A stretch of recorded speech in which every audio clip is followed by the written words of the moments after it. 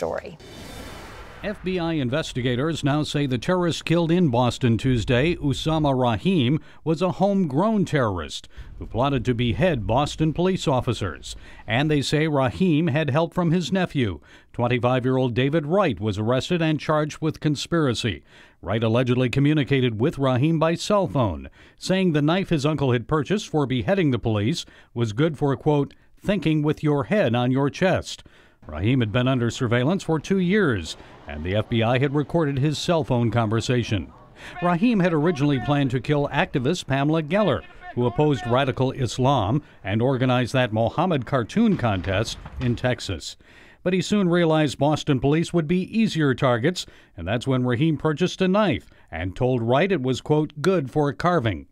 Police may be searching for a third suspect in the Boston terror plot, and the FBI counterterrorism chief says the feds are investigating hundreds of other ISIS sympathizers right here in the United States. We are monitoring them very closely for any type of action, any type of overt steps, any mobilization factors, and when we see those, we're not taking the chance. And it's not ISIS in the Middle East, but homegrown terrorists, radicalized by a highly sophisticated ISIS presence on social media that has the FBI and members of Congress worried the most. The proliferation of jihadist propaganda online has established a new front in our battle against Islamist extremists.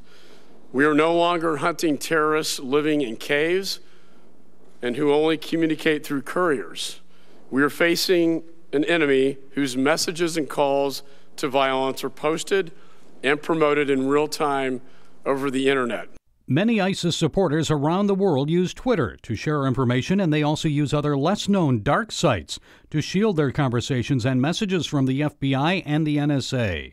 The White House says more needs to be done to protect the American homeland. There is an opportunity for us, in the mind of the president, to work with the tech sector on this. The threat that he's particularly worried about is sort of the lone wolf threat.